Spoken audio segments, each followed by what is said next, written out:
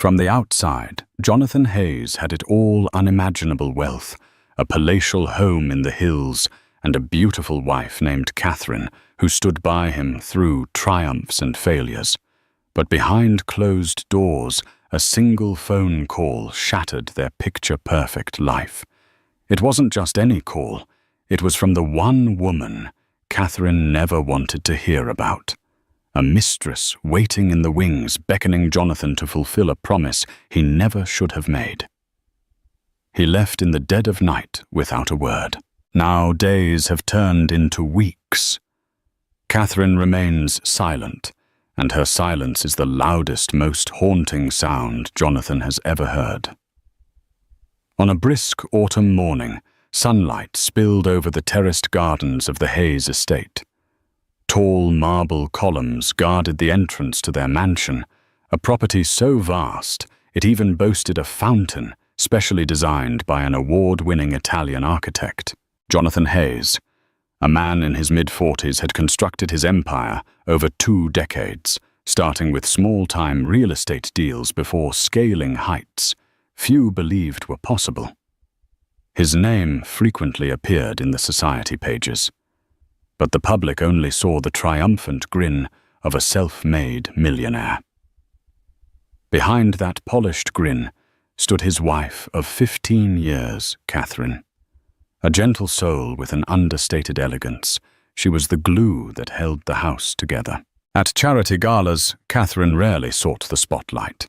Instead, she often found small corners to talk to young, hopeful entrepreneurs or hold elderly patrons' hands.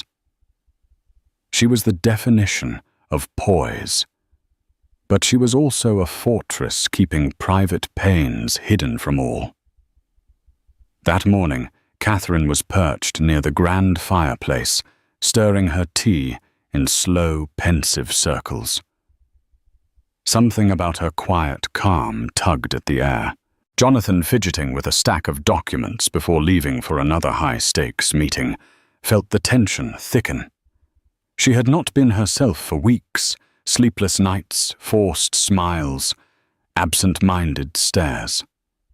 Then came the phone call that changed everything. He answered in the hallway as Catherine watched. She recognized that look on his face in an instant: shame, guilt, and a rush of panic. Minutes later, Jonathan tucked the phone into his pocket and announced he had to go right now. He left behind the smell of aftershave and a single question hanging in the silence. Who had called, and why did it matter so much that Jonathan left without a proper goodbye? 3 hours before Jonathan's hurried departure, his phone had buzzed while he was still in bed. He'd woken with a start, verifying that Catherine was still asleep, and tiptoed into the hallway. On the other end of the line was Andrea Caldwell, a name he had tried to bury in his past. Andrea was not just any woman. She was the one who had once become his escape from the pressures of his marriage and the weight of his business. Her voice was smooth, tinged with desperation. "We need to talk, Jonathan. It's urgent." He felt his chest tighten. "Andrea, I told you this has to stop." "No, it doesn't. Not this time." He hung up, heart-pounding, sweaty palms still clutching the phone. Why now? Why, after so many months of silence, had she resurfaced with an urgent demand? Andrea's call was the thread that threatened to unravel Jonathan's perfectly woven life. The affair had been a closed chapter, sealed by mutual regret. He had sworn to himself and to Catherine, though she knew only fragments of the truth, that he would never see Andrea again. And yet, in that moment, he realized he couldn't pretend her hold on him was completely severed. During breakfast, Catherine's watchful eyes seemed to penetrate his every attempt at casual conversation. It was as though she could sense the ghost of Andrea lurking in the background. Then the call came again, mid-morning, and she overheard just enough to understand who was on the other end. Catherine's hand trembled slightly around her teacup, but she said nothing. Jonathan knew he should tell his wife. Instead, He slipped out of the house, following Andrea's pull, like a man stepping onto thin ice, hoping it wouldn't crack under the weight of his guilt. The day dragged on like a monotonous sequence of phone calls, boardroom agreements, and polite handshakes Jonathan barely remembered. His mind was adrift, anxiously awaiting the moment he would have to face Andrea. Several times he almost cancelled, but something about her voice felt like a loaded threat. Dusk arrived, and the cityscape turned amber. From his office window on the 38th floor, he could see the congested streets below each set of headlights merging into a glow that resembled a swarm of fireflies. He closed a deal with a smile that was all performance, then collected his briefcase and left before anyone could ask questions. His driver, Pierce, who'd been with the family for a decade, waited outside. Jonathan instructed Pierce to take him not to the estate, but to the Hotel Infinium, an upscale boutique renowned for its discreet clientele. The car ride passed in strained silence. Upon arrival, Andrea was already waiting in the lobby lounge, sipping a glass of Pinot Noir. Even in a fitted black dress, she stood out in the hushed elegance of the space. Her lips curled into a cryptic smile when Jonathan approached. He didn't return it. "Jonathan." She greeted him softly, her eyes flickering with a mix of longing and apprehension. "Andrea, this can't go on." "Catherine," he began. Andrea shook her head. "There's no Catherine right now. There's only me and you and a situation you can't run away from." He didn't realize the weight of that statement until much later. For now, her words melted into the low hum of piano music in the background. By the time Jonathan made it home, it was near midnight. Catherine was awake but silent. She didn't ask where he had been, and he couldn't explain why he had left. It was easier to keep the truth buried. Days slipped into an uneasy routine. Catherine spoke to Jonathan only when necessary, polite exchanges about dinner times, the dog's vet appointment, or the weekend schedule. But there was no real conversation, no warmth, and certainly no genuine laughter. She didn't confront him, didn't demand an explanation. She simply observed from a distance. In the past, Jonathan would have greeted her silence with relief. He had always dreaded the possibility of an explosive argument, where Catherine's heartbreak might be laid bare in raw, punishing words. Now he realized that confrontation would have been preferable to the void that replaced any semblance of communication. He remembered the night he had proposed to her, years ago in front of the Trevi Fountain in Rome. She had beamed with such joy that strangers applauded and children clapped. He had promised to be her rock, to never let her face the harshness of the world alone. Yet here they were, living under the same roof, breathing the same air, but separated by an invisible wall of betrayal. Jonathan spent most nights in his home office, staring blankly at spreadsheets and investor reports. He had closed a major deal just last week, a property development partnership that earned him a personal meeting with Warren Buffett once.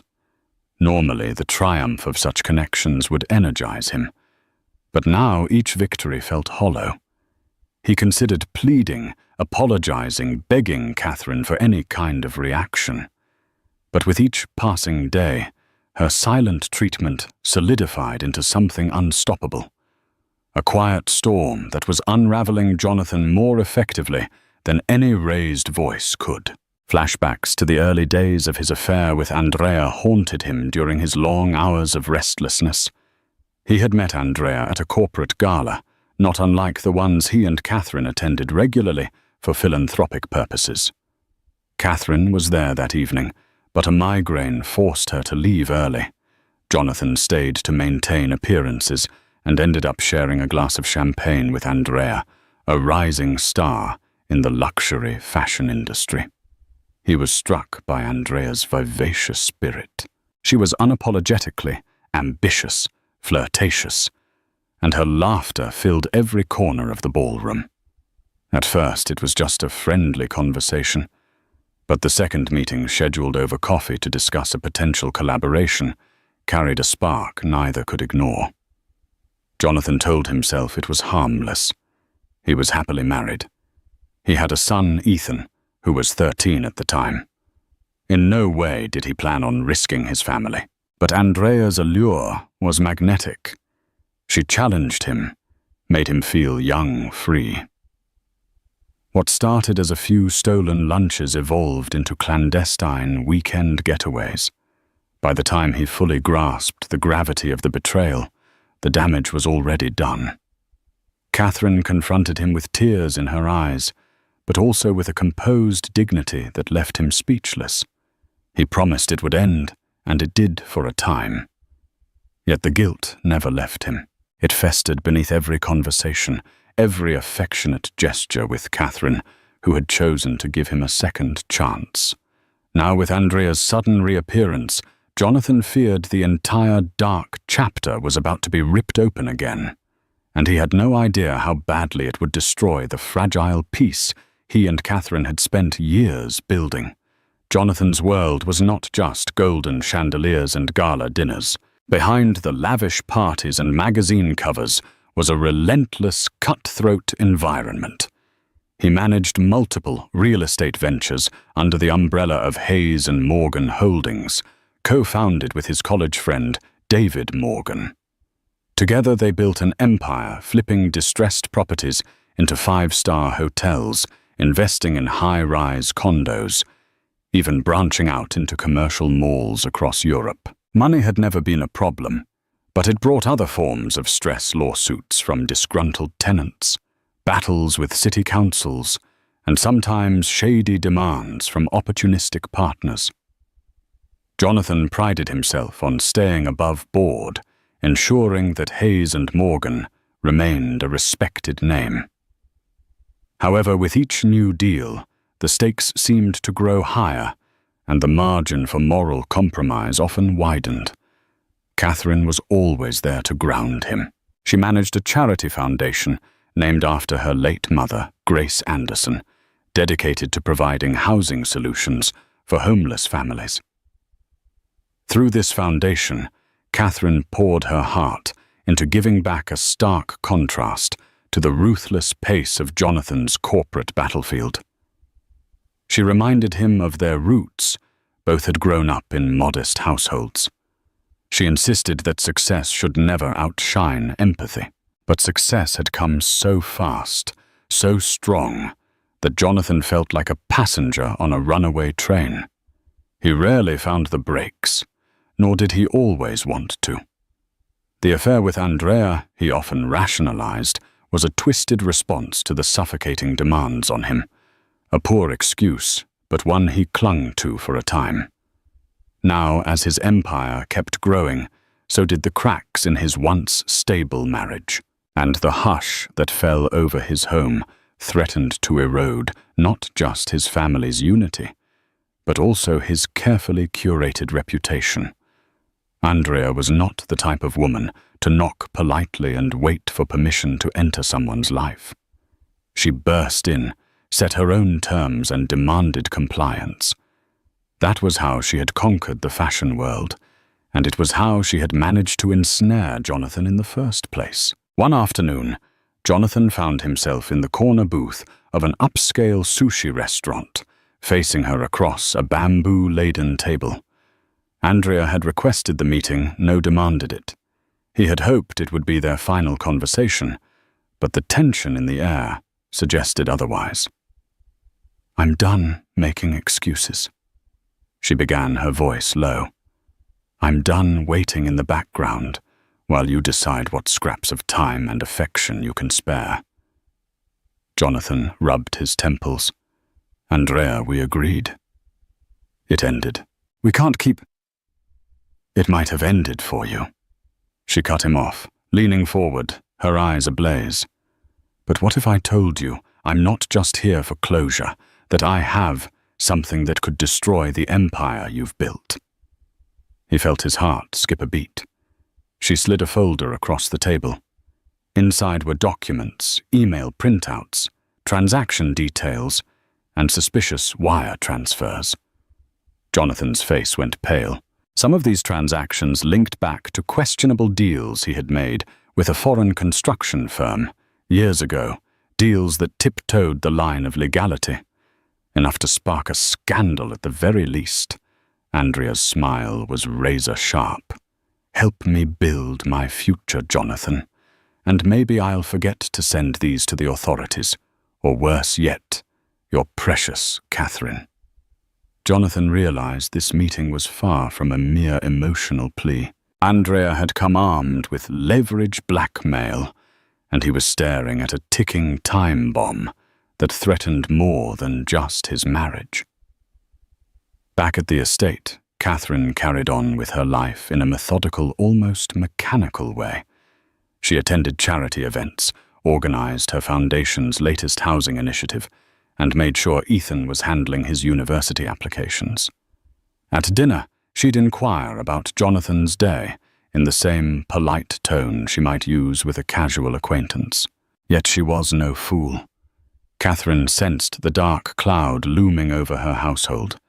She knew something was brewing in Jonathan's life, something beyond just a case of midlife crisis. And if Andrea had indeed resurfaced, there was no telling what havoc she might wreak this time. Most telling of all was Jonathan's shift in demeanor. If the man was skilled at anything, it was compartmentalizing. But Catherine noticed subtle cracks, his restless pacing in the study, the way he stared at his phone, constantly expecting a call. And on the days Andrea must have summoned him, Catherine found the sheets on his side of the bed still cold by midnight. Yet she chose not to confront him. Not yet. She remembered her mother's words. Sometimes the loudest response is no response. She wanted to see how far Jonathan would go with his web of deceit. She wanted to see if he would muster the courage to tell her the truth unprompted. That night, she sat in front of their bedroom mirror, brushing her hair in long, slow strokes. Her reflection betrayed no anger, only a resigned determination. She was waiting, listening, a statue carved out of heartbreak and quiet strength. If Jonathan thought her silence was a mere act of submission, he had no idea what was coming next. Jonathan felt trapped in a labyrinth of his own making. The blackmail Andrea dangled over his head was potent enough to end not only his marriage, but also his professional empire. With the real estate market so tightly monitored and public trust crucial to investors, any hint of illegal dealings or off-the-record payouts would spark a media firestorm. He tried to stay ahead of the problem, calling in favors from old friends in legal circles. One of them, Robert Klein, had once worked as an advisor on Bill Gates's philanthropic initiatives. Robert was sharp, well-connected, and discreet. Over whiskey one evening in Jonathan's private lounge, he laid out the facts. If she goes public, you're in for a long, ugly battle. Even if you beat the charges, your name will be smeared in the headlines for years. Jonathan's gaze was distant, his knuckles white from gripping the armrest. I can't let that happen, Robert. I built this company from scratch. My family can't go through that kind of public scandal. And Catherine, Robert asked gently. Jonathan took a slow breath. She's already suffering. I need to fix this before it destroys everything. But fix it how Andrea demanded significant financial backing for a venture she wanted to start a high-end fashion line with an international footprint. She wanted seed money in the tens of millions, a ridiculous ask, even for Jonathan. Yet the alternative was far worse. In the quiet corners of his estate, he'd stare at family portraits. Catherine's beaming smile, Ethan's carefree grin, and his guilt would cut him to the core. The next morning, he made a decision that compromised what little remained of his integrity. He would pay Andrea buying time to figure out an escape route from the trap he had fallen into. The first inkling that something was amiss in the Hayes empire emerged during a routine board meeting at Hayes & Morgan Holdings. David Morgan, co-founder and Jonathan's oldest friend, had noticed unexplained large transfers in the corporate accounts. At first he assumed they were for some hush-hush property acquisition. Jonathan was known to keep certain deals close to the vest, but the amounts were staggering, and there was no accompanying paper trail. David confronted Jonathan in his office after everyone else had gone home for the day. "What's going on, John? We don't make moves like this without consulting each other. We've never kept secrets until now." Jonathan loosened his tie, feigning nonchalance. "Just a side project. I'm exploring a new opportunity." "Don't lie to me." David interrupted, his voice grim. "I've been your partner for 20 years. You think I can't see what's happening? You're diverting funds to something off the books. If someone audits us, we're both in serious trouble." Jonathan's shoulders sagged. The facade of confidence he'd maintained cracked under David's interrogation. But he couldn't tell David the whole truth. "Look, trust me, I'm handling it. It's personal. I'll pay the company back." David studied him for a moment. Frustration etched into his features. "I'm your friend, Jonathan, not just your business partner. Whatever trouble you're in, I can help. But I need to know what it is. Don't shut me out." Jonathan wanted to confess everything: the affair, Andrea's blackmail, his crumbling marriage. But the words stuck in his throat. David had met Catherine in college, introduced Jonathan to her, had stood as best man at their wedding. How could Jonathan admit he was on the brink of destroying everything David had helped him build? "I'll fix it," he said, simply, hoping his voice didn't betray the fear quivering inside. The tension at Hayes & Morgan mirrored the tension at the Hayes estate. Catherine continued to maintain her stoic silence, while Jonathan grew increasingly desperate to keep up appearances. Ethan, now 19. Home for a brief break from his college campus tours, sensed the undercurrents. He found it strange that neither of his parents was truly present, his mother quietly withdrawn, his father distracted and jumpy. One evening, Ethan asked Catherine if everything was okay. She mustered a small smile. "Don't worry, darling. Focus on your studies and your future." Her tone told him that further questions would lead nowhere. Later he approached Jonathan in the study. Jonathan was reviewing more documents related to Andrea's demands, the lines of worry clearly etched on his face. Seeing Ethan, he quickly closed the folder. "Hey, kiddo. You okay?" "That's what I came to ask you," Ethan replied, eyebrows furrowed. "Everything feels off." Jonathan swallowed hard, trying to placate his son. "Your mother and I are fine. Just a rough patch at work. You know how businesses can be." He patted Ethan's shoulder, forcing a grin he didn't feel. But the teenager wasn't convinced. He saw the darkness in his father's eyes. After Ethan went to bed, Jonathan sat alone in the living room. Light from the crystal chandelier cast shifting patterns on the marble floor. The house was too big, too quiet, the grandeur mocking him. It felt like a palace-turned-prison. He reached for the family album on the coffee table, pages of happier times. A smiling Catherine holding a toddler, Ethan at the beach, a younger Jonathan, celebrating their first $1 million deal, stared back at him. He realized that if he didn't find a way out soon, those memories would be all that remained of a once loving family. Unbeknownst to Jonathan, Catherine was far from idle during her weeks of silence. She had always been a patient observer, and she used her understated composure to her advantage. While Jonathan was preoccupied with Andrea's blackmail and covert transactions, Catherine quietly hired a private investigator named Simone Keyes, a trusted contact from her charity network, who specialized in discreet inquiries for battered women and their children. Catherine intended to gather facts before deciding her next step. She wanted to know if Andrea truly was involved again, and if so, how deep the betrayal ran this time. She suspected there was more than mere adultery in play. Jonathan's frantic behavior signaled a problem that extended beyond romance. Simone's reports came in bits and pieces. First sightings of Jonathan, meeting Andrea at various upscale locales, restaurants, lounges, and once at the Hotel Infinium. Next came financial data gleaned from leaked sources.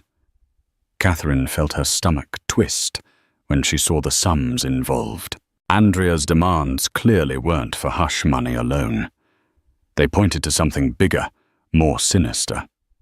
Catherine took the news with a heavy heart, but also a sense of resolve. She would not confront Jonathan with accusations until she had the full story. Instead, she began to make quiet preparations on visiting her personal assets, adjusting the foundation's board structure, and updating her legal documents. It wasn't about retaliation. It was about ensuring she wouldn't be left powerless if Jonathan's house of cards came tumbling down. She refused to be a victim. If the day came that she needed to leave, she would do so with her dignity and her charity's integrity intact. Her mother had always taught her, in times of crisis, plan carefully and act decisively. Catherine intended to do just that. Andrea, emboldened by the initial transfers she had extorted from Jonathan, escalated her demands. She wanted not only financial backing, but also public endorsement, an invitation to high-profile events where Jonathan could introduce her as a business associate. In her eyes, that would lend her fashion label the credibility she craved. Jonathan balked at the idea. Appearing in public with Andrea would be social suicide for him and an explicit admission of their connection. But Andrea's threats were growing bolder. She alluded to a stash of incriminating documents, including emails that indicated more than financial improprieties, perhaps evidence that Jonathan had used inside information to outmaneuver competitors. One evening in the penthouse suite of a 5-star hotel, Andrea laid out her ultimatum. "I want a partnership contract signed and a public announcement by next month. If you don't comply, I'll unleash every document I have." Her eyes burned with ambition.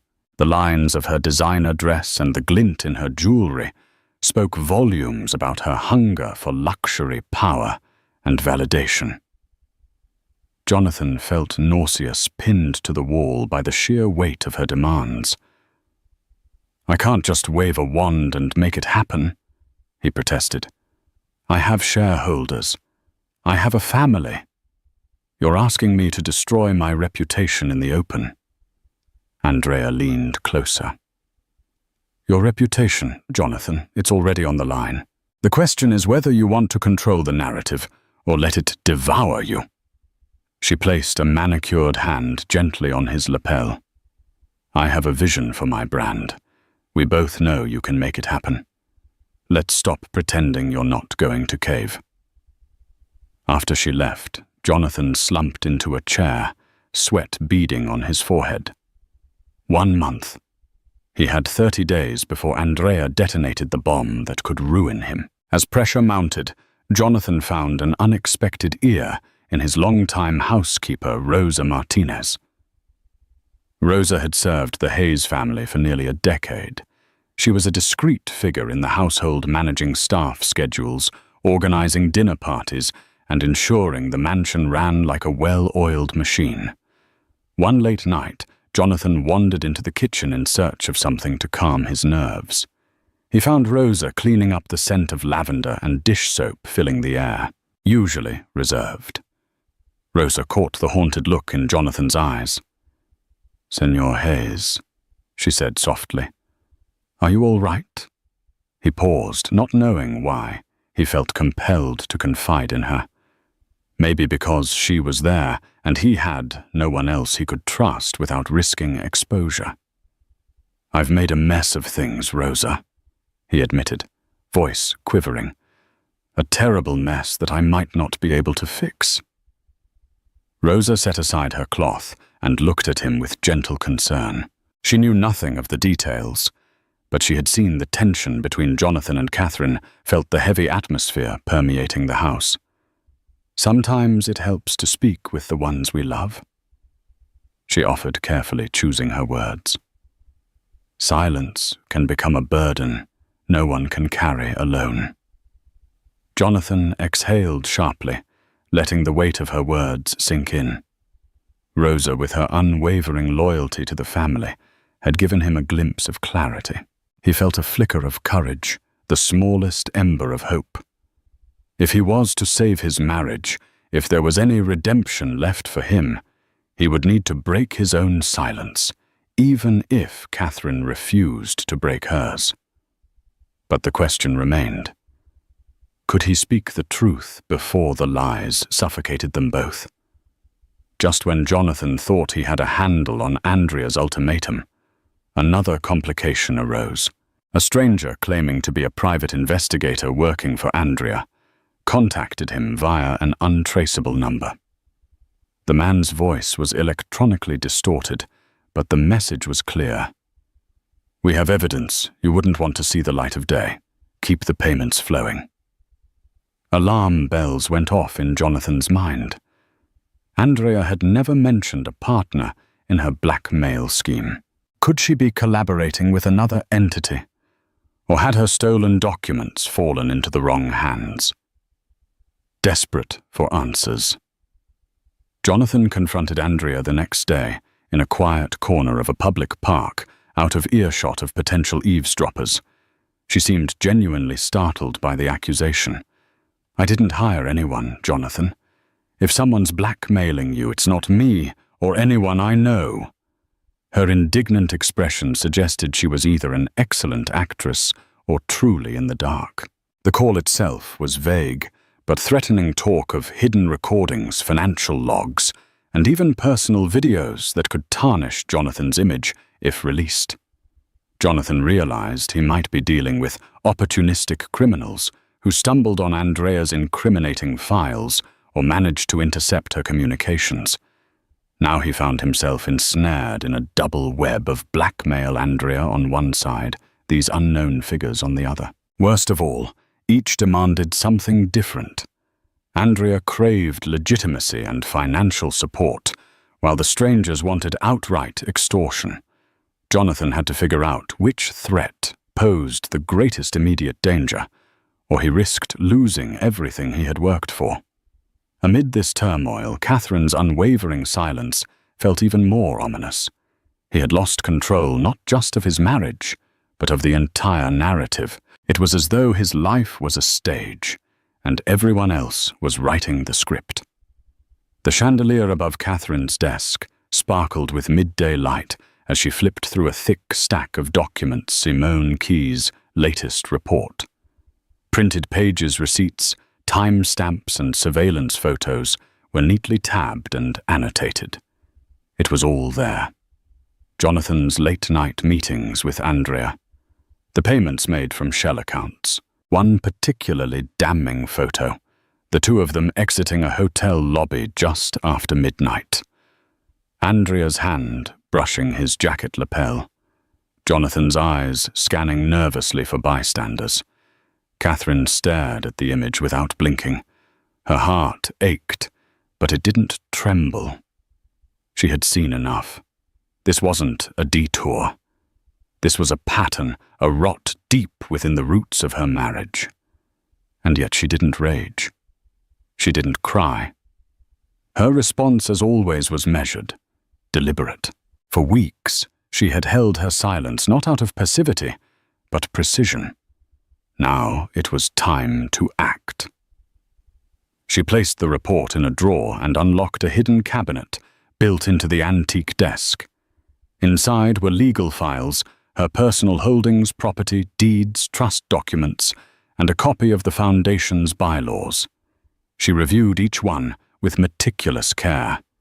Catherine had spent years nurturing Grace House Foundation, named after her mother. The charity had grown from a small neighborhood initiative into a national non-profit. She'd raised funds, cultivated partnerships, and personally mentored hundreds of women escaping domestic instability. That foundation, her life's work, had to remain untouched by Jonathan's scandal. Step 1. Protect the foundation. She scheduled an emergency board vote to restructure its leadership. Though she would remain president, she distributed legal authority across 3 trustees. Should anything happen to her financially, the foundation would remain intact, autonomous, untouchable. Step 2. Protect herself. She gathered documentation, proving her independent ownership of key assets.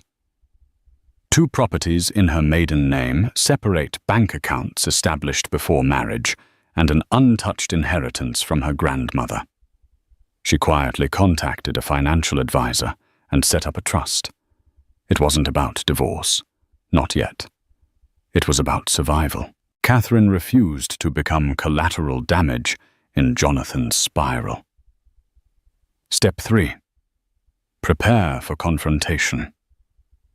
She still didn't know the full extent of Andrea's grip on Jonathan, but Simone's last update mentioned a troubling pattern: encrypted emails being forwarded to unknown parties. Catherine's instincts told her more players were involved now, possibly criminal ones. She sipped her tea, letting its warmth steady her thoughts. Her fingers moved over the desk's surface, pausing at an old framed photo of her and Jonathan, taken on their 10th anniversary in Venice. They were laughing, young, radiant, unaware of the cracks forming just beneath the surface. She didn't hate him, not completely. But she didn't trust him either, and trust was the currency she could no longer afford to spend. The door creaked slightly behind her, but she didn't turn. It was Rosa, the housekeeper, quietly setting down a tray. "Thank you," Catherine said softly. Rosa hesitated. "Everything okay, Signora?" Catherine looked up, her expression unreadable. "Not yet," she replied. "But it will be." She watched Rosa retreat, then turned back to her files. There was still more to do, still more to secure. She wasn't preparing for war, not quite. But she was preparing for impact. And when the moment came, Catherine Harrington Hayes would not be the one left broken. Ethan Hayes wasn't snooping, at least not intentionally. It was a quiet Wednesday afternoon, and the mansion had taken on the hollow stillness of a home trying to hold itself together. With both parents distant and preoccupied, Ethan had retreated to his room to finish a university application essay. But his laptop charger had vanished. After turning his room upside down, he remembered seeing a spare one in his father's study weeks ago. The study was usually off-limits, unless Jonathan was present, but the door stood ajar now, and the house was silent. With a quick glance down the hallway to make sure no one was around, Ethan stepped inside. The room was as pristine as always. Books, a lined desk, polished, everything in its place. He scanned the side drawers for the charger, but found only a mess of old business cards, staplers, and pens. Then beneath a legal pad, he spotted something strange. A small flash drive tucked into a slim envelope marked only with the initials AC. Curiosity flickered. Ethan hesitated. He knew he shouldn't. But something about the initials triggered a memory. A woman's name spoken in anger years ago, in a muffled argument he wasn't meant to overhear. Andrea Caldwell. He took the flash drive and slipped it into his pocket. Back in his room with his door locked and headphones plugged in to mask any noise, Ethan opened the drive on his laptop. What he found made his stomach twist into knots. Hundreds of files. There were emails between his father and Andrea, wire transfers labeled under vague project names, hotel receipts, travel logs, cryptic notes referring to settlements and media mitigation. Ethan didn't fully understand the legal language or the financial maneuvering, but he understood one thing clearly. His father had been hiding something massive. More than an affair. More than a lie. There were documents hinting at blackmail, legal threats, strategic payments made through offshore accounts, and all of it traced back to Andrea. Ethan leaned back in his chair, heart pounding, his childhood idol. The man who taught him about responsibility, ambition, and integrity was now someone he barely recognized. It was like finding a crack in a marble statue and realizing it had been hollow all along. He stared at the drive. What do I do with this? Telling his father was out of the question. Jonathan had grown cold and defensive. Approaching his mother was even harder. Catherine floated through the house like a phantom. Her silences weighted with meaning Ethan couldn't quite decipher, and yet something in him knew she already suspected. Maybe not the full extent, but something. The way she looked at Jonathan during dinner. The quiet, clipped responses, the way she never asked where he went late at night. Ethan carefully removed the drive and slid it into a book on his shelf, tucking it between pages of a forgotten thriller novel. He knew this wasn't just a secret, it was a bomb. One that had already begun to tick. For now he would wait. Observe. But one thing was certain, the myth of his father had shattered. And Ethan wasn't sure yet if he wanted to expose what he'd found or protect the only version of his family he still believed in. The sky outside the Hayes estate was velvet black by the time Jonathan stumbled through the front doors. The storm inside him matched the weather, restless, chaotic, loud. He had stopped at a bar after another heated meeting with Andrea, nursing one too many bourbons in a desperate attempt to muffle the ticking time bomb of guilt that had followed him for weeks. He hadn't expected Catherine to be awake. Yet there she was, seated in the sitting room, with a book open in her lap, the fire casting a warm flicker against her high cheekbones. She looked ethereal, untouchable, as if she had transcended the drama he had brought into their lives. Jonathan froze, still gripping the front door handle like he was debating escape. But there was no turning back. Not anymore. "I need to talk to you," he said, softly, voice frayed by alcohol and dread. Catherine didn't answer. She slowly closed the book and set it aside. Her fingers delicate, precise. Her eyes met his, calm and unblinking. She didn't beckon. She didn't bristle. She simply waited. Jonathan walked in unsteadily, collapsing onto the opposite armchair. He leaned forward, elbows on his knees, rubbing his face like he could somehow erase everything that had happened. "I messed up." He began the words, tasting like acid. Still, she said nothing. "I didn't mean for it to go this far. I didn't plan for any of this.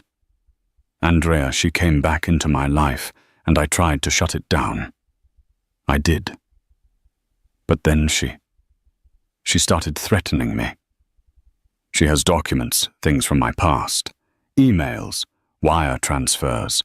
She's blackmailing me." A long silence stretched between them. The only sound was the soft crackle of the fire. "She's not the only one," he added, voice cracking. "Someone else got hold of her files. They're demanding money too. I'm trapped, Catherine." She tilted her head slightly, studying him, like a surgeon about to make an incision. "I've spent weeks trying to fix it, trying to keep it from exploding," he continued.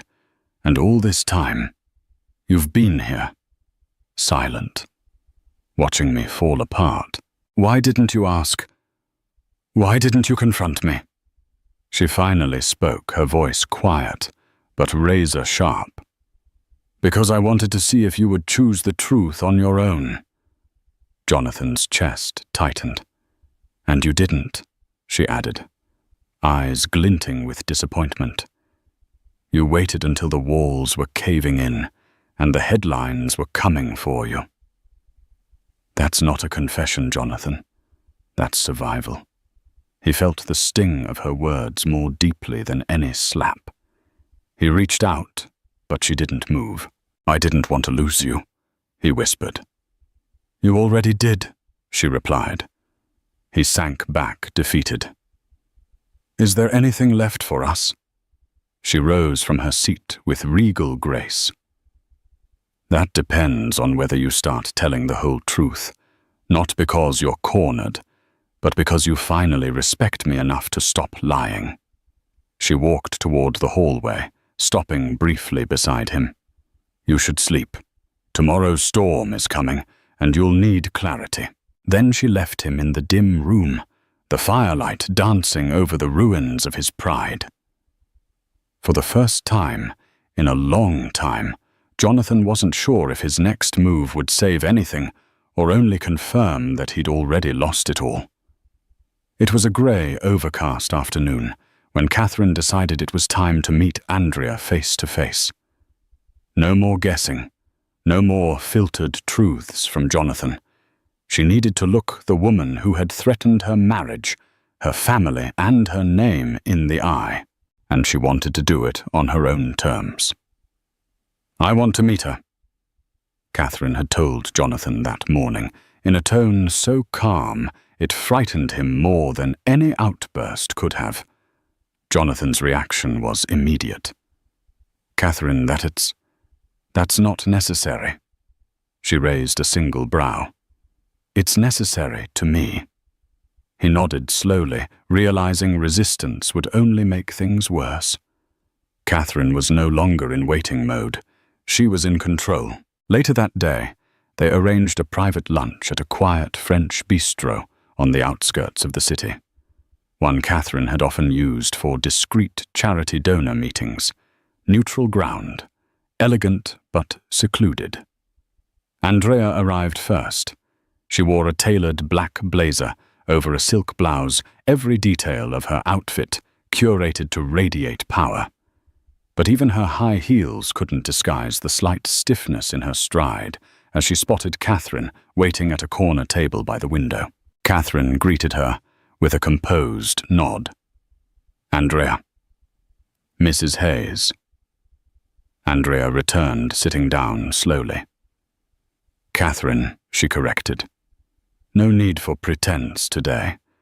Andrea's lips twitched into a smirk. Fair enough.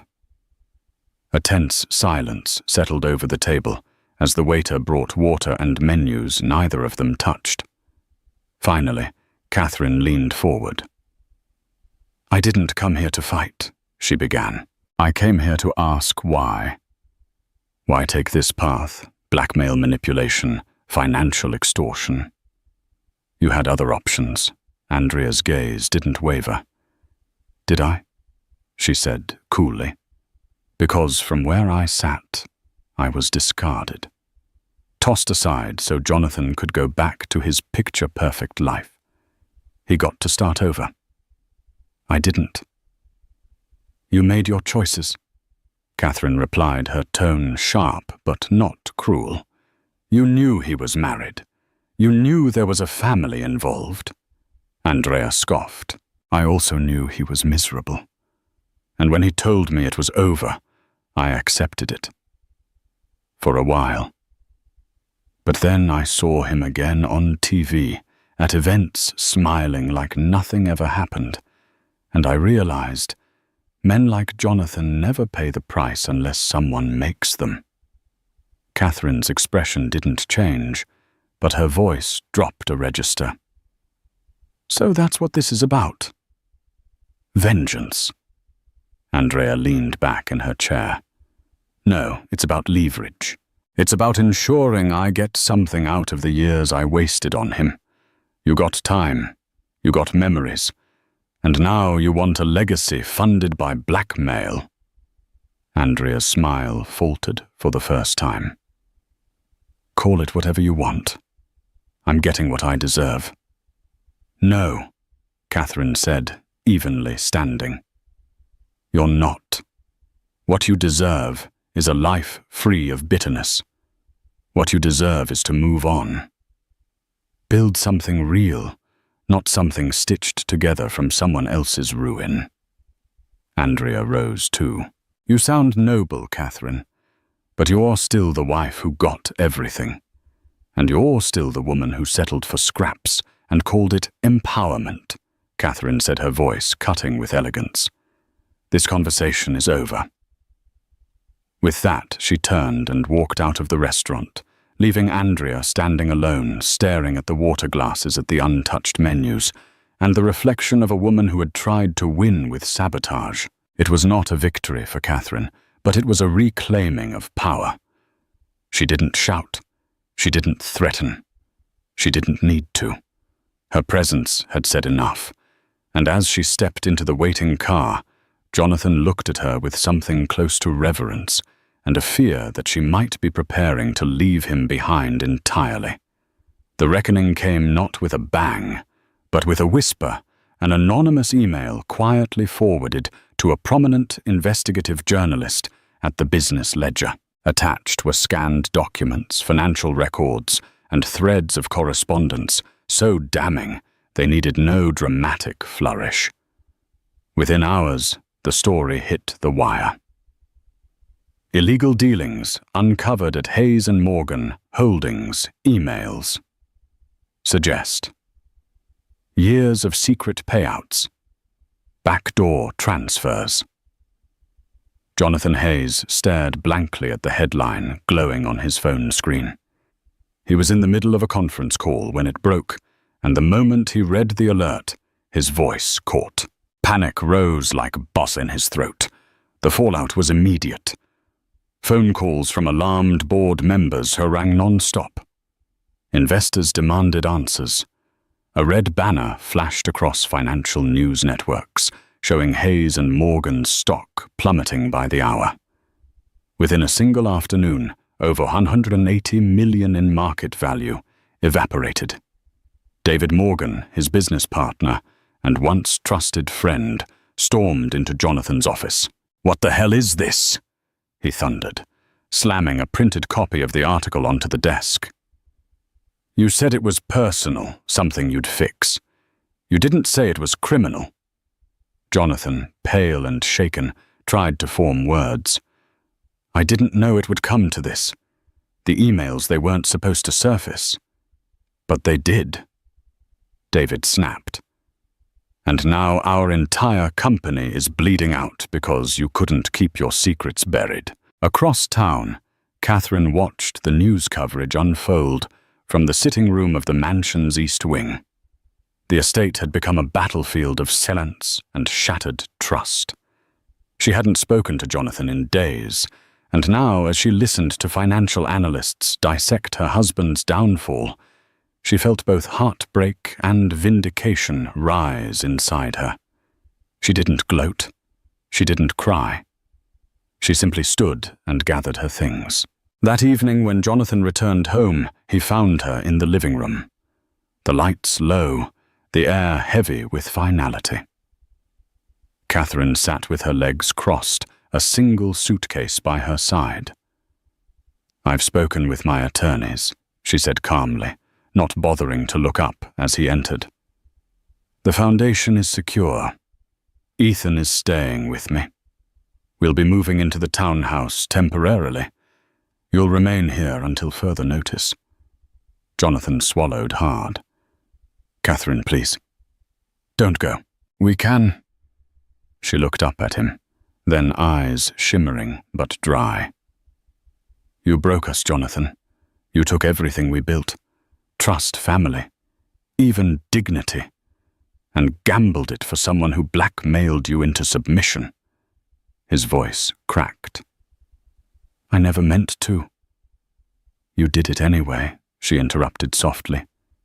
"Intent doesn't undo betrayal." He dropped to his knees in front of her, the weight of the day finally crashing down. "Tell me what to do. Tell me how to fix this. I'll do anything." Catherine looked at him for a long, quiet moment. Then with steady grace, she rose from her seat and picked up her suitcase. "That's up to you," she said. "But I won't be your audience while you figure it out." She walked past him, leaving only the scent of her perfume and the sound of her heels against the marble. The door clicked shut behind her. Jonathan remained kneeling in the center of the room, surrounded by grandeur that now felt like a mausoleum. Outside, reporters swarmed the front gates. His empire, his marriage, and his carefully crafted identity were all unraveling. And through it all, Catherine's silence echoed louder than any condemnation ever could. In the following months, Jonathan faced a barrage of legal scrutiny. High-profile attorneys were hired, settlements were negotiated, and hush money was offered to keep the more damning pieces of evidence out of public view. The company's board forced him to step down temporarily as CEO while an internal investigation was launched. David Morgan, furious and hurt nonetheless, stepped in to stabilize the ship, hoping to salvage the name they had built from scratch. The scandal rippled through the real estate world, making Jonathan a cautionary tale about mixing personal failings with business dealings. Catherine, meanwhile, focused on expanding her foundation, leveraging the media attention to highlight her charitable work. She refused to capitalize on Jonathan's downfall, but nor did she shield him from it. She maintained her dignity, continuing to operate as the poised, compassionate woman the public had always known. Andrea tried to salvage her own ambitions in the chaos, but her demands became moot once the blackmailers released the documents. She quietly disappeared from the social scene. Rumors suggesting she had retreated to Europe to escape the legal labyrinth she had helped create. Ethan, bruised by the ordeal, returned to his studies, deciding to major in business ethics, a choice that stirred a mix of guilt and pride in Jonathan. Slowly, father and son began to repair their bond, finding common ground in the lessons learned from Jonathan's errors. As for Jonathan and Catherine, their relationship hovered in a state of limbo. Divorce papers remained unsigned, but they lived separate lives within the same estate. On rare evenings, they'd share a quiet dinner, exchanging polite, almost friendly words. It wasn't forgiveness, at least not yet. But perhaps it was the seed of something that might bloom again one day under the right conditions. Thank you for journeying through this whirlwind of ambition, betrayal, and a silence that echoed louder than any confrontation could. If this story gripped you from start to finish, imagine the chapters yet unwritten. Could Jonathan and Catherine mend their fractured trust, or is all lost beneath the weight of broken vows and corporate scandal? Only time will tell if regret can blossom into redemption. If you enjoyed this dramatic tale, please give this video a like, share it with fellow story lovers, and subscribe to the channel for more stories that dive into the human heart with all its flaws and hopes. By engaging with our content, you help us continue spinning tales that challenge, entertain, and inspire. Stay tuned for the next gripping journey, because every secret, every silence, and every confession has a story worth telling. Thank you for watching.